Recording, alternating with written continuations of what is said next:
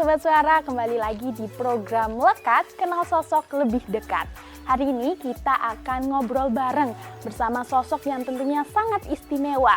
Beliau adalah ujung tombak kepolisian, yaitu Bapak Gangsal sebagai Babin Kamtibmas di Desa Terong, Kapanewon Dlingo, Kabupaten Bantul, Daerah Istimewa Yogyakarta. Gimana keseruannya? Ikutin.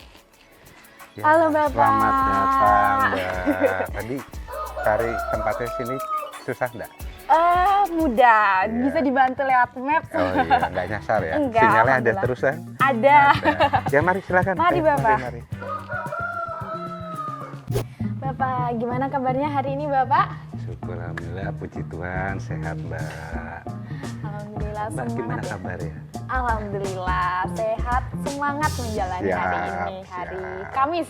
Kalau boleh tahu apa nih tadi kesibukan Bapak sebelum saya sampai ke lokasi Bapak? Oh tadi pagi saya apel di Polsek, setelah apel di Polsek saya sambang ke Balai Desa melihat jadwal kegiatan yang ada di desa, yang formal, yang resmi apa. Iya. Setelah saya cek ternyata tidak ada kegiatan yang ada di desa yang resmi, saya sambang ke masyarakat karena kami ada kewajiban minimal setiap harinya 5 warga yang harus disambangi. Oh iya. Jadi kami sambang ke rumah-rumah warga menanyakan apa yang diperlukan, apa yang dibutuhkan, atau menyampaikan informasi apa, atau hanya sekedar ngobrol Mbak gitu. Jadi sambang ke warga itu memang sudah jadi kegiatan rutinitas sehari-hari. Rutin setiap hari akan melakukan selaku Babin Kamtibmas. Iya. Ya. Nah, Bapak sebagaimana yang kita tahu ini kan, Bapak Gangsal ini selalu mendokumentasikan kegiatan positif di desa nih. Ya. Lewat media sosialnya ya. Ya, ya. Ceritanya bisa aktif banget bersosial media itu gimana Pak sambil bekerja di Ya. desa? Jadi gini, awalnya saya tidak mau untuk aktif di dunia medsos karena kan tanggapan orang itu bisa positif dan negatif, bisa berpikir oh ini ria, oh ini sombong. Tetapi ada beberapa masukan kepada saya kalau memang itu dari hati, kalau memang itu tulus melakukan, di-share aja enggak apa-apa dan dampaknya akan positif dan akan menjadikan mempengaruhi yang baik kepada masyarakat. Dan beberapa kali saya share ternyata memang dampaknya baik dan dampaknya positif, jadi berkelanjutan. Dan saya juga melihat memang banyak yang menjadi terbawa ataupun terpengaruh dengan kegiatan-kegiatan yang saya lakukan. Jadi banyak yang mengikuti ataupun mencontoh seperti itu. Betul, jadi kegiatan-kegiatan positif yang Bapak up ke sosial media itu bisa jadi inspirasi masyarakat gitu ya. Dan sebagai sumber informasi juga. Betul. Informasi untuk memberi himbauan kepada warga, memberi edukasi, dan ada sedikit hiburannya juga. Betul gitu, sekali. Ya. Bapak kan tadi seperti yang kita tahu kan Bapak aktif di media sosial. Ya. Nah, mulai rajin konten itu Bapak kapan? Sekitar tahun 2015-an ya. Tahun 2015. Gitu. Berarti sudah cukup lama ya? Sudah cukup lama, jadi banyak hal-hal yang saya alami dalam dunia medsos. Medsos yang paling sering digunakan untuk konten apa? Saya FB sama Instagram. Facebook sama Iya. Instagram. Biasanya sehari-hari itu kalau konten bisa berapa kali? Sebenarnya saya stoknya banyak banget. Banyak. Banyak banget. Stoknya banyak banget. Jadi setiap kegiatan mungkin bisa dikontenin Iya, ya? tetapi saya tidak sesering sehari 2 kali apa 3 kali atau setiap hari, tidak seperti itu. Jadi saya memang memberi jeda karena orang bermedia sosial itu sibuk. Betul. Sibuk, dan jangan sampai kesibukan saya di media sosial itu menyita kesibukan saya di dunia nyata. Betul. Karena dunia nyata itu juga harus seimbang dengan dunia medsos. Betul, harus ya seimbang. kan? Gitu. Nah, biasanya gaya konten Pak Gangsal di media sosial itu gimana? Lebih cenderung apa adanya ya, natural ya. Lebih cenderung apa adanya, memang spontan yang terjadi.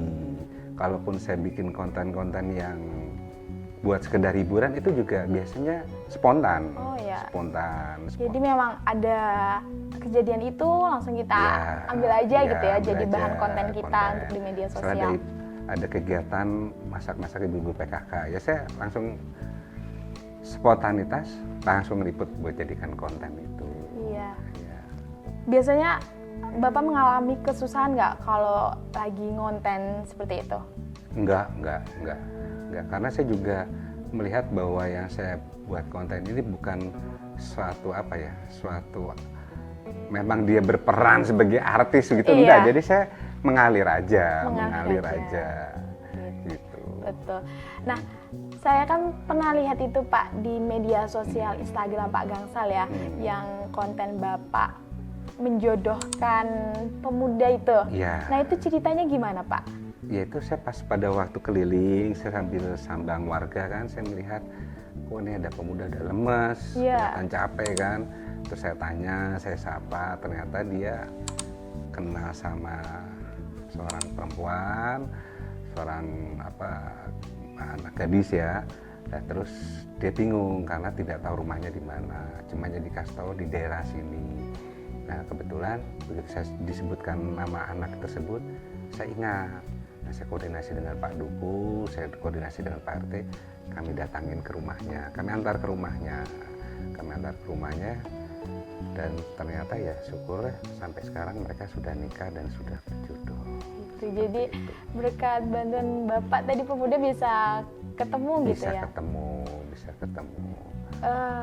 Kemudian tuh saya juga sering lihat Pak Gangsal ketika keliling-keliling desa gitu kan, kayak bertemu ibu-ibu yang jalan kaki, kemudian biasanya Bapak ajak untuk bersama gitu. Terus yang terakhir kemarin saya lihat yang ibu-ibu motornya mogok itu, kemudian Bapak mengangkat motor ke mobil itu ya, itu gimana kalau itu yang cerita itu? Itu sering banget sih Mbak, sering banget seperti entah itu ibu-ibu, bapak-bapak, mas-mas, mbak-mbak.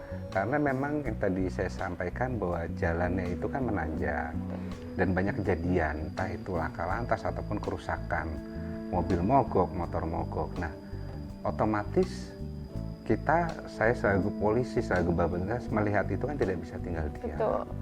Jadi itu juga dari hati kami, walaupun ada tugas mungkin yang lebih penting, tapi saya melihat ada tugas yang menurut orang yang tidak tahu itu penting, tetapi bagi saya kemanusiaan itu yang jauh lebih penting.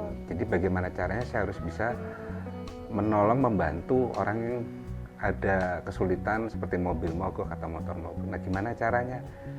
Ya karena situasinya itu di hutan, jalannya sepi, ya saya jegatin mobil carry, kita angkat sama-sama.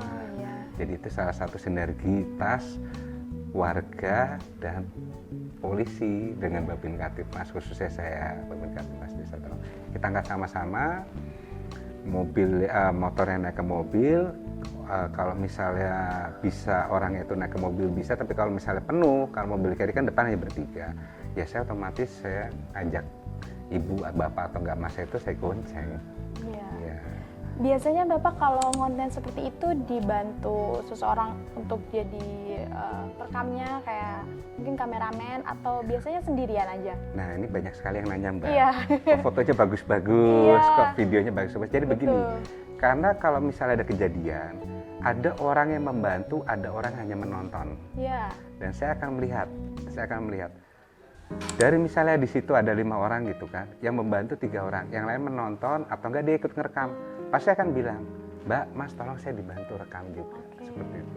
Gak bisa saya Mbak, gak mampu kalau saya bawa asisten gitu kan. Gaji saya habis nanti buat bayar asisten gitu. Jadi biasanya ya sendirian, biasanya kalau ada rame-rame mungkin bisa saling bantu, minta tolong. Iya, saya kan melihat, dia nonton, dia pegang kamera juga, saya tolong dong Mbak, saya buat dokumentasi saya untuk pekerjaan saya. Karena Bapak harus berbasis laporan. Iya, betul. Kalau ngonten biasa Bapak pakai handphone aja atau ada alat lain mungkin? Pakai handphone. Pakai handphone aja. Pakai handphone aja yang murah. Tapi tetap bisa begitu. Iya. Nah, kalau boleh tahu, dari waktu kecil memang Bapak sudah bercita-cita sebagai polisi atau sebelumnya ada yang lain nih? Ya. Ini jawaban yang benar ya? Iya. Nah, jawaban yang benar memang saya cita-citanya dari polisi. Oh, jadi polisi. Ya, dari kecil memang saya cita-cita dari polisi. Dari mulai TK, SD, SMP, SMA itu saya memang udah ada benak di hati untuk jadi polisi. Kenapa jadi polisi ya? Mungkin kan setiap tahapnya itu untuk mencapai cita-cita itu kita berpikirnya beda. Kalau Betul. waktu TK mungkin lihat polisi itu keren, gagah, ya kan, bawa senjata. Waktu nanti SD, SMP, SMA, saya berpikir pada tahap bahwa di polisi itu kita bisa dekat dengan masyarakat, kita bisa melayani masyarakat. Betul sekali. Iya. Tadi kan memang kata Pak Gangsal bercita-cita polisi ini memang sejak kecil ya. Ya. Lalu gimana cerita Pak Gangsal bisa menjadi seorang polisi sampai sekarang itu? Mungkin perjalanan ceritanya gitu. Oh gitu ya. Saya pendaftaran di Polda Metro Jaya. Saya pendaftaran di Polda Metro Jaya pada waktu tahun 2000. Tahun 2000. Nah, saya waktu itu daftar di Polda Metro Jaya itu selalu kehabisan nomor. Akhirnya saya nginep di masjidnya Polda Metro Jaya. Pada hari terakhir, setelah dikumpulkan, kita rebutan barisan karena pada waktu itu kan belum sistem online. Semua apa-apa serba berkas fotokopi beneran istilahnya kan, antri beneran. Benar gitu. data hard file. Nah, setelah kita baris, seingat saya waktu itu 20 ke belakang, 20 ke kanan, itu tinggal di tempat, sisanya pulang. Nah, itu saya nomor kalau nggak salah 19. Berarti kalau 20 kali 20 kan berarti sisa 400 orang itu. Itu hari terakhir. Dan saya daftar, saya tes, dari hampir sekitar 22.000 pendaftar, itu yang diterima sekitar 900-an. Dan saya syukur yang salah satu yang bisa untuk mengikuti pendidikan di Porong. Di Porong. Ya, Jawa Timur. Setelah itu saya penempatan di Jogja. Gitu, Mbak. Penempatan di Jogja sejak tahun 2000. Sejak tahun 2000. Tahun 2000. Jadi saya pendidikan 6 bulan di Porong, terus penempatan juga di Jogja. Iya. Lalu adakah sosok yang menjadi inspirasi ataupun berpengaruh dalam hidup Pak Gangsal dalam perjalanannya hingga bisa menjadi saat ini? Ada, orang tua saya, bapak dan ibu saya.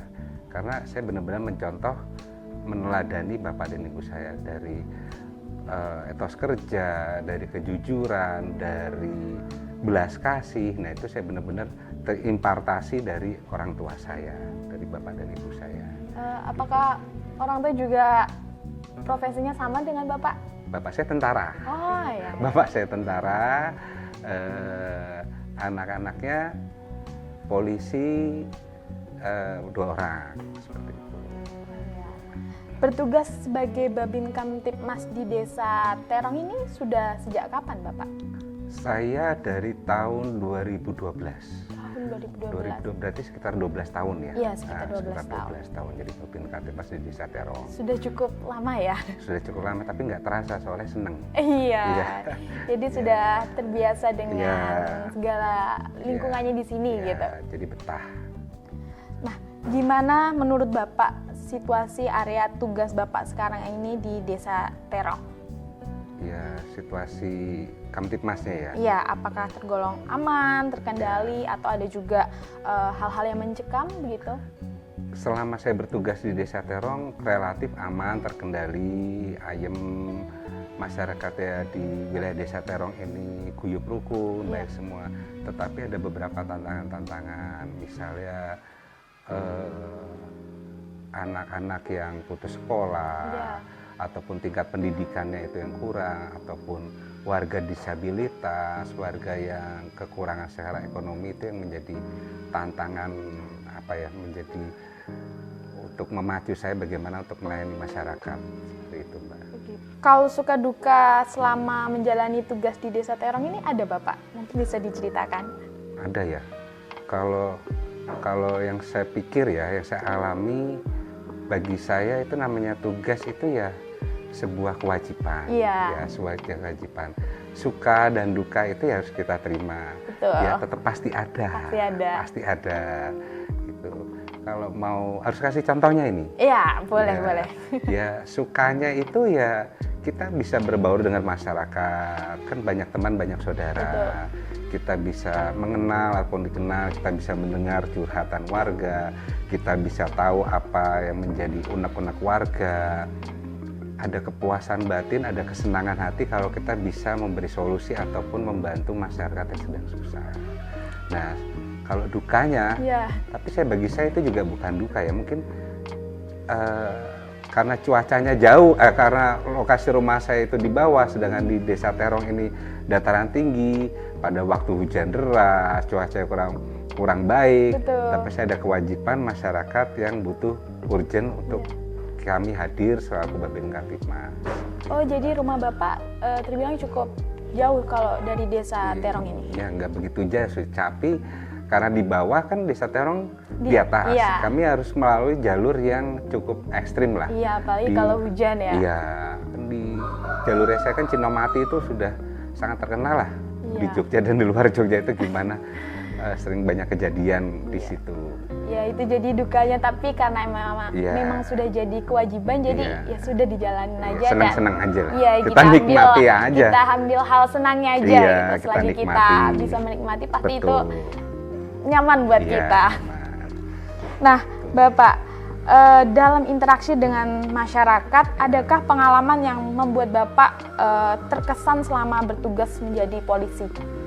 Pengalaman Iya. yang terkesan di banyak, Mbak, tetapi salah satunya yang saya ambil adalah bahwa saya beberapa kali ketemu anak muda yang putus sekolah, itu bisa kami bantu bekerja sama dengan beberapa instansi ataupun stakeholder yang ada. Dari waktu itu putus sekolah SMP, tapi bisa melanjutkan SMA dengan gratis dan kuliah, dan sekarang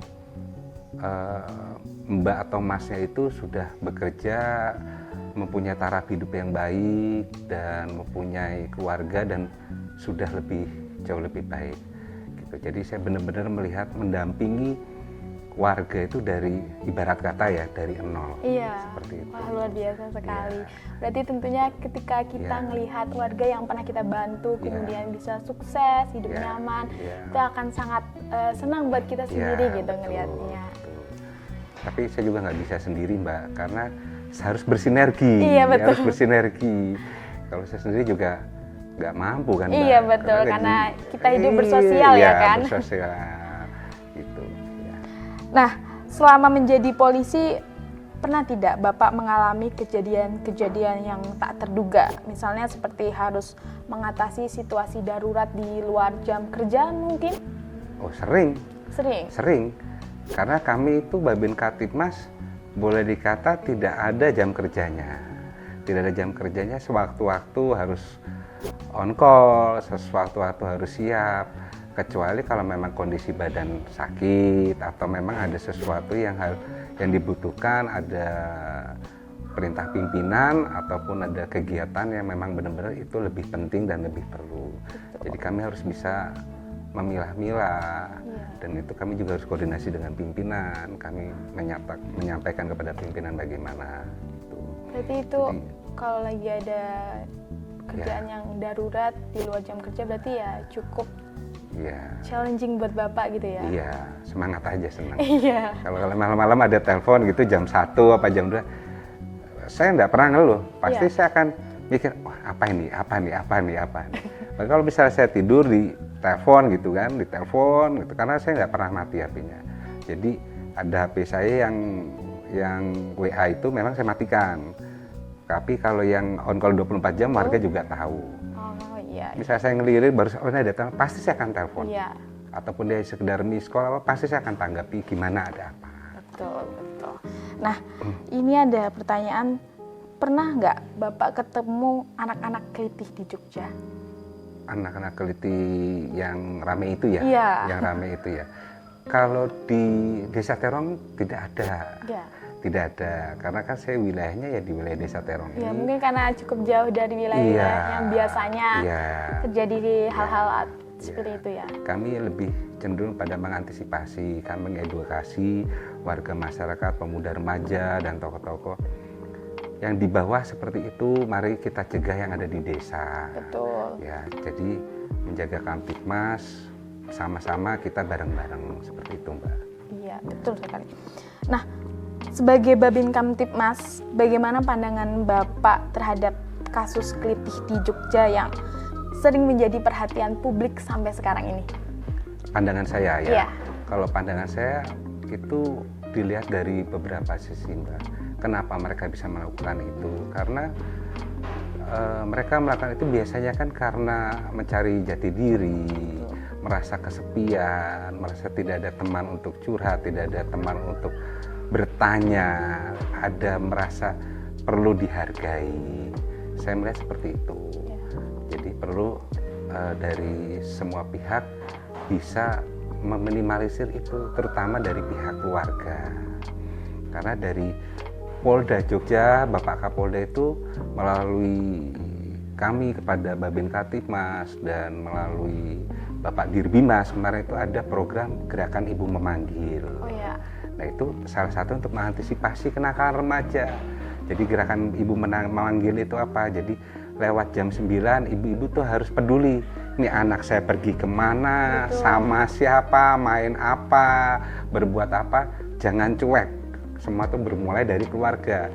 Harus telepon, harus ngabari, tanya ke Pak Duku, Pak RT kok anak saya belum pulang. Jadi seperti itu. Jadi perhatian kepada anak. Betul. Gitu ya, supaya anak tidak merasa sendiri dan kemudian hilang arah. Iya, gitu. jadilah teman, jadilah sahabat. Betul. Sama-sama kita jaga generasi muda sekarang ya.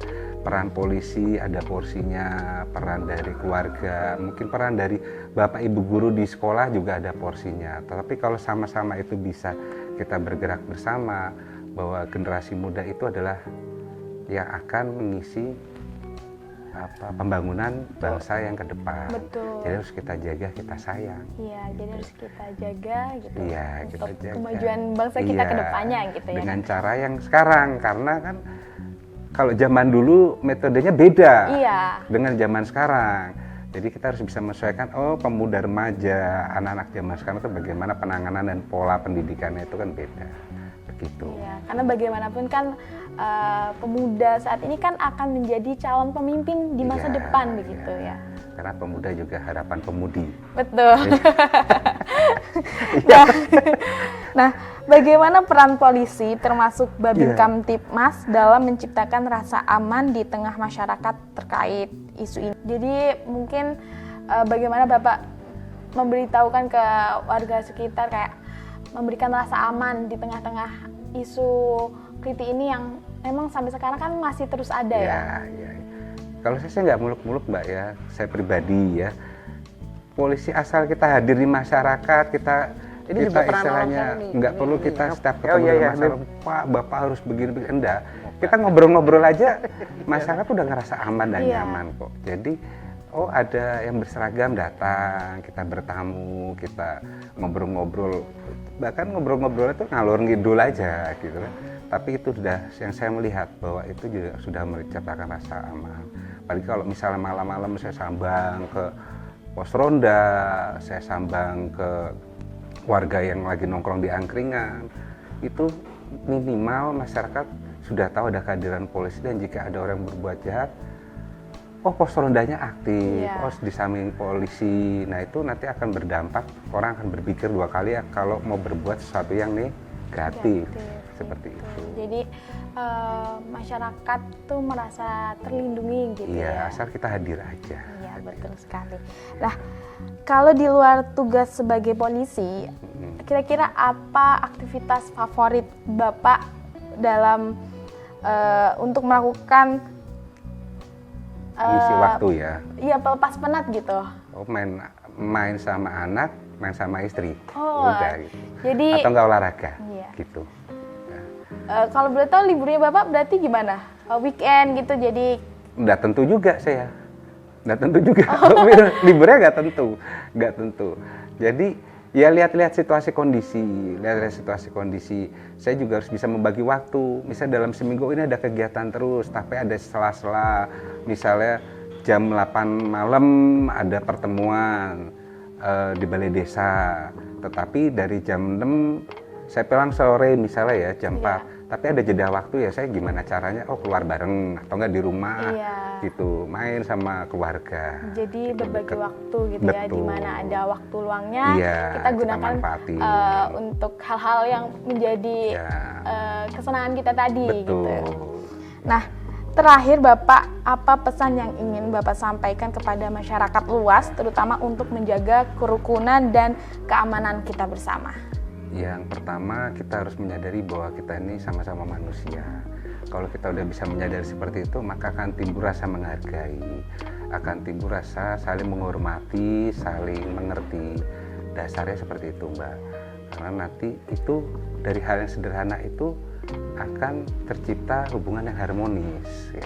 Kalau kita bisa menyadari, oh saya manusia, saya punya tugas dan peran ini, Mbak punya peran sebagai apa, gitu, nanti akan enak hubungan antar sesama.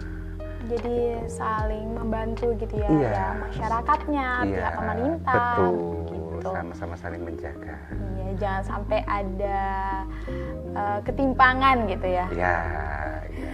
Nah, baik, Sobat Suara, pesan tadi menjadi penutup obrolan kita dengan Bapak Gangsal selaku Babin Kamtibnas di Desa Terong, Kapanewon Glingo, Kabupaten Bantul, Daerah Istimewa Yogyakarta. Semoga apa yang sudah dibagikan tadi bisa memotivasi kita semua untuk lebih peduli terhadap lingkungan sekitar kita dan menjaga keamanan lingkungan kita, begitu ya. Sobat Suara, jangan lupa untuk terus saksikan episode-episode lekat lainnya. Saya Lulu dan sampai jumpa. Salam presisi.